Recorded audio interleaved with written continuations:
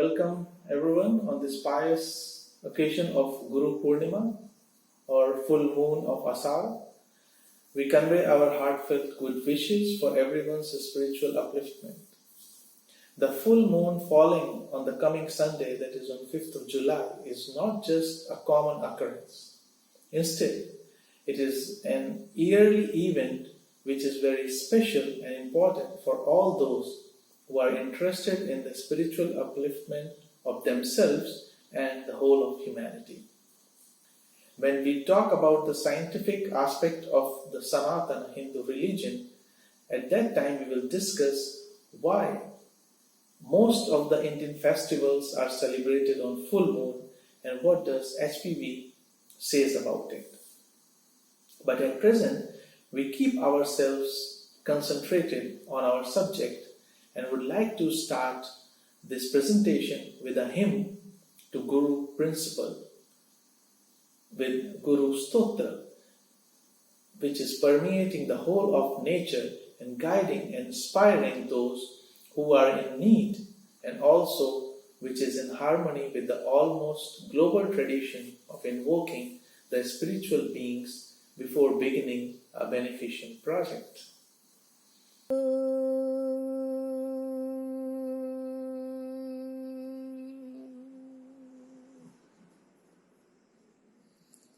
ब्रह्मानन्दं परं सुखदं केवलं ज्ञानिमूर्तिम् द्वन्द्वातीतं गगनसदृशं तत्त्वं स्यादेलक्ष्यम् एकं नित्यं विमलम् अचलं सर्वधि साक्षिभूतम् भावातीतं त्रिगुणरहितं सद्गुरुं तन्नमामि अज्ञानतिमिरान्धस्य ज्ञानाञ्जनशलाकया चक्षुरुन्मीलितं येन तस्मै श्रीगुरुवे नमः अखण्डमण्डलाकारं व्याप्तं येन चराचरम् तत्पदं दर्शितं येन तस्मै श्रीगुरुवे नमः चैतन्यो शाश्वतो शान्तो व्योमातीतः निरञ्जनः बिन्दुनादकलातीतौ तस्मै श्रीगुरुवे नमः सर्वश्रुतिशिरोरत्न विराजितपदाम्बुजः वेदान्तम्बुजसूर्यो यो तस्मै श्रीगुरुवे नमः ज्ञानशक्तिसमारूढस्तत्त्वमालाविभूषितः भुक्तिमुक्तिप्रदाता च तस्मै श्रीगुरुवे नमः गुरुर्ब्रह्मा गुरुर्विष्णु गुरुर्देवो महेश्वरः गुरुः साक्षात् परं ब्रह्म तस्मै श्रीगुरुवे नमः ज्ञानमूलं गुरो मूर्तिपूजामूलं गुरुपदं मन्त्रमूलं गुरोर्वाक्यं मोक्षमूलं Gurukripa मोक्षमूलं Gurukripa. Why it is celebrated? There are various reasons for the celebration of Guru Purnima on this day. One of these reasons is that the great sage Vesta, who is considered as the epitome of learning and knowledge, was born on this day. It is believed that it is he who had classified the Vedas into 4 different texts: Rig Ved, Yajur Ved, Sam Ved, Atar Ved. Therefore, on Guru Purnima, devotees perform Vyasa Puja to honor him for his contributions. Also in Hinduism, Guru Purnima represents the date on which Lord Shiva as the Adi Guru or the original Guru, imparted the knowledge of yoga to the 7 sages, who were the seers of the Vedas. It was on this day as well that, after attaining Kaivala, the 24th Jain Tirthankara, Lord Mahavira, made Ganadhara Indrabhuti Gautam Swami, his first disciple. Therefore, it is an important day for the Jain community. And finally, we come to the event which will give us an esoteric view of the importance of this day. On Asala Purnima, Gautam Buddha gave his first sermon at Sarnath after getting enlightened. Therefore, on this day, Buddhists celebrate Guru Purnima to honor the teachings of Gautam Buddha. The interesting thing here is to observe that important events of different religions take place in the same date. And this is not a mere coincidence. Although our physical eyes see the religions and their leaders as to be different personalities, nonetheless, all of them belong and come from a group of enlightened beings, adepts, masters, rishis, yogis, who are in charge of the evolution of the earth. And although the bodies may be different, the consciousness working behind them is the same.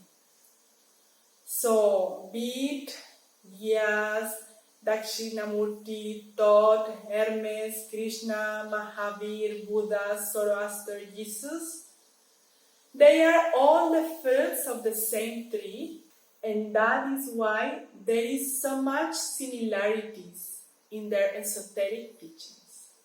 But they are also ahead of us in evolution, that they seem to be like gods to us. But if we go deep into their teachings, they are all the time trying to make us aware of the fact that they were once like us, and we will be someday like them, only if we keep trying sincerely. Let us now try to understand who is a guru, because it is a word that has been often misused over and over again. Whenever the word guru is used, the image of someone whom we hold in great reverence arises in mind. Normally, the word guru is translated as teacher in English, but the word teacher does not express the whole meaning, because the teacher is someone who teaches. That can be anything from alphabets, literature, mathematics, science, accounts, etc. But the guru is hailed as the one who dispels ignorance by guiding the disciple to follow a path, to come into contact with the source of light within himself, which is his true self. At the same time, Guru warns the disciple of the challenges of the path. But it is the disciple who finally has to walk the path.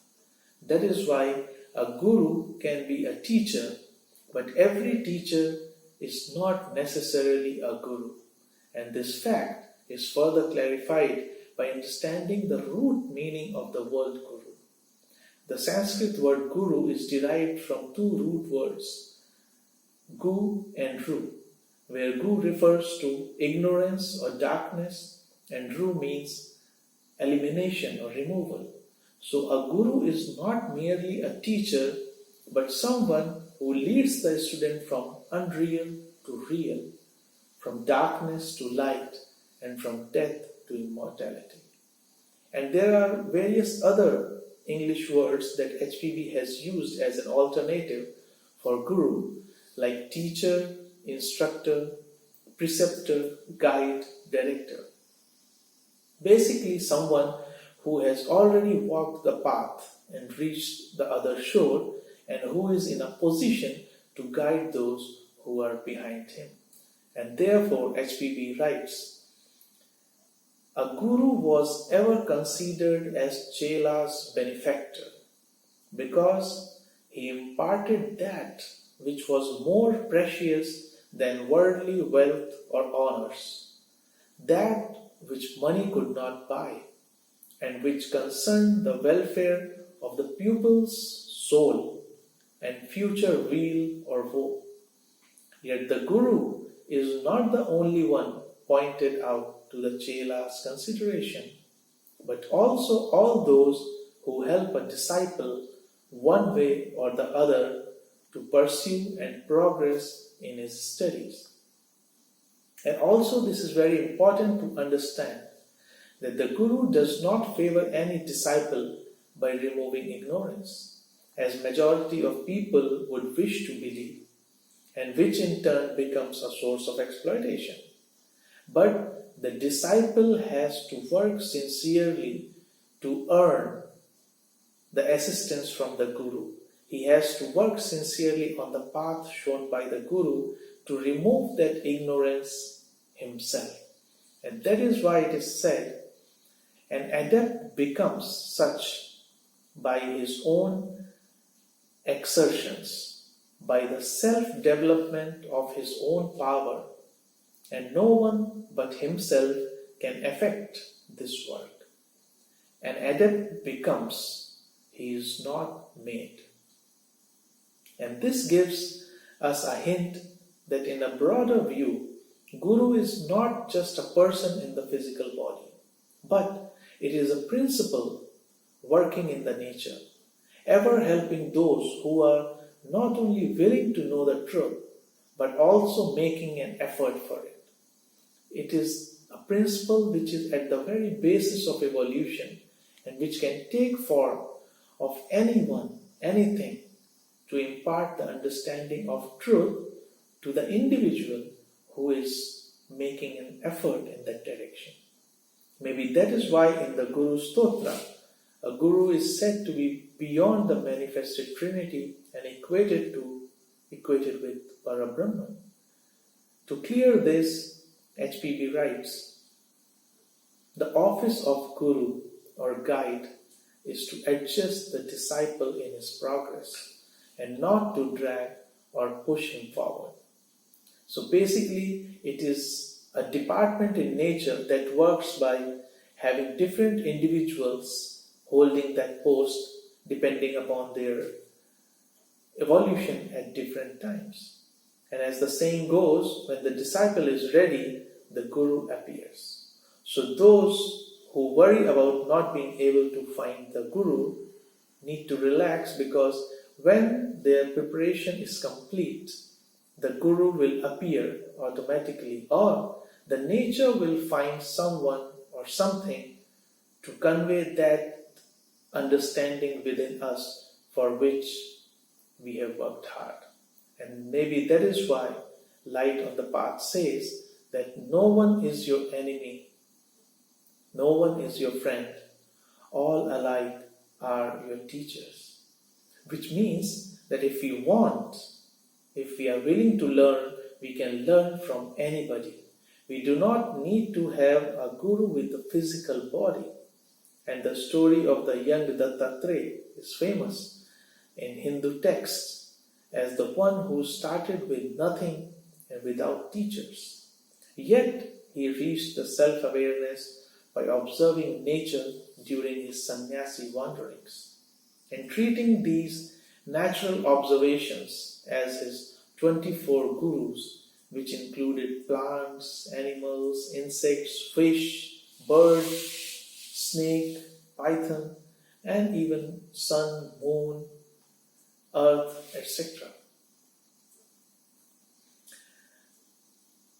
In most of the theosophical literature, we find that although Theosophical Society was founded by the two adepts of the Great Brotherhood, and many books have been written about the discipleship, but at the same time, a student of Theosophy is encouraged to become more and more self-reliant from the very beginning in his inner journey.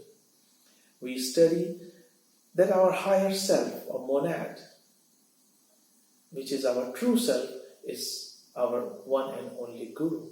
It is the light of the world within, and one must try to find answers from within. And therefore, there are very clear instructions for those who think that the adepts are merely the physical body and thus try unsuccessfully to limit them. The instructions for them is very clear that the real nature of Gurudev is not the physical body, but in fact, they are wisdom incarnate, love incarnate, compassion incarnate. And a disciple can never find the Guru if he thinks that the Guru is the physical body, because looking for an embodied Guru amidst a world full of quacks can prove to be as useless and futile as dangerous it can be. The main reasons for this are that there are a lot more number of ambitious individuals who want to become Guru and try to impose a sense of authority over others and have a sense of gratification by that. But they have never been student themselves, or without having the eligibility for being a Guru. And when people like this starts assuming the sacred seat of Guru, a lot of mutual exploitation begins to happen, which is so very visible in almost every society. And people like this are completely unaware of the harm that such a person does to himself and his followers. The people who often become Guru and start teaching have no idea what dangers are they getting themselves into, because as HPV writes, that the person who becomes a Guru takes up the responsibility, the enormous, almost limitless responsibility for the sake of the pupil. And it is like a blind leading another blind. And finally, it is also for the reason that a real Guru is so difficult to find.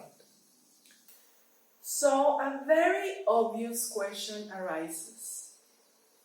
Who can be a Guru? About this, HPB writes, the spiritual teacher to whom a Chela proposes his candidature is called in India a Guru, and the real Guru is always an adept in the occult science, a man of profound knowledge, exoteric and esoteric, especially the latter, and one who has brought his carnal nature under subjection of the will, who has developed in himself both the power to control the forces of nature and the capacity to prove her secrets by the help of the formerly latent but now active powers of his being. This is the real Guru. But this is the right time to point out that being an occultist does not mean being a miracle worker on display, and that every miracle worker or magician is not the Guru.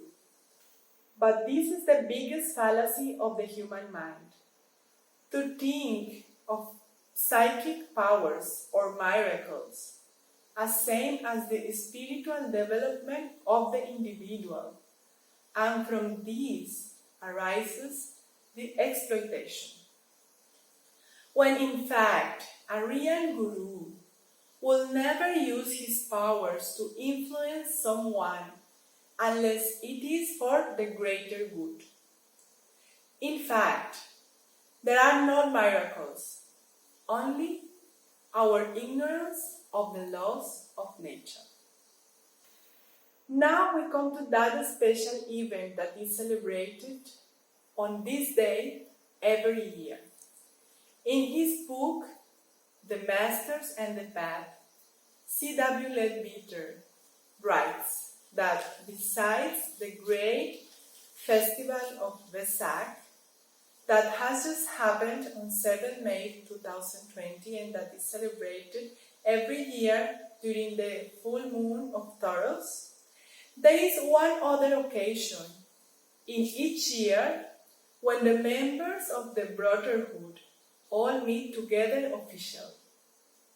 The meeting in this case is usually held in the private house of the Lord Maitreya, situated also in the Himalayas, but on the southern instead of the northern slopes.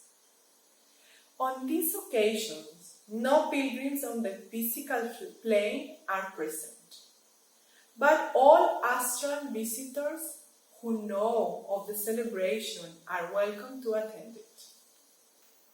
This is the anniversary of the delivery by the Lord Buddha of his first announcement of the Great Discovery, the sermon which he preached to his 5 disciples, commonly known as the Dhammacakkappavattana Sutta, which has been poetically translated by Rhys Davids as the setting in motion of the royal chariot wheels of the kingdom of righteousness. It is often more briefly described in Buddhist books as the turning of the wheel of the law. In this discourse, Lord Buddha talks very scientifically and logically about the 4 Noble Truths and the Noble Eightfold Path to guide a person from the realm of transient to the eternal. The 4 Noble Truths are the suffering, the cause of suffering, cessation of suffering, way to cessation of suffering. The Eightfold Path consists of right view, right intention, right speech, right action, right livelihood, right effort, right mindfulness, and right concentration. In his love for his great predecessor, Lord Maitreya has ordained that whenever the anniversary of that first preaching comes round, the same sermon shall be recited once more in the presence of the assembled brotherhood. And he usually adds to it a simple address of his own, expounding and applying it. The recitation of the sermon commences at the moment of full moon, and the reading and the address are usually over in about half an hour. On this occasion, as on the other, kindly greetings and benedictions are distributed by masters among the pupils and those who aspire to be their pupils. So, there is no reason why those who are aware of this event should miss to attend it in their astral bodies. And it is for this reason that about 15 minutes before the full moon, try to sit in meditation with the love and surrender to the Guru and with the intention to attend the meeting till 15 minutes after the whole ceremony is completed. That is, for about 1 hour, we can try to sit in the meditation from 10 a.m. to 11 a.m. because the full moon is at 10:14 a.m. And if you find it difficult to sit in meditation for an hour, you can try sitting for a shorter period, or else you can try to take a nap. Put yourself to nap around 10 a.m. for about an hour or more. Again, with the same intention with the intense aspiration to be among the brotherhood and attend this meeting, all of us may be having different views about celebrating Guru Purnima, but as I understand, the way of celebrating an event gives the idea of our understanding about and the significance of the event in our life. And therefore, in this case, I believe the best way to celebrate, which is in reality the real meaning of paying tribute to the Guru, is to try and live the teachings given out by the Guru. And wish you all again a very inspiring and enlightening Guru Purnima.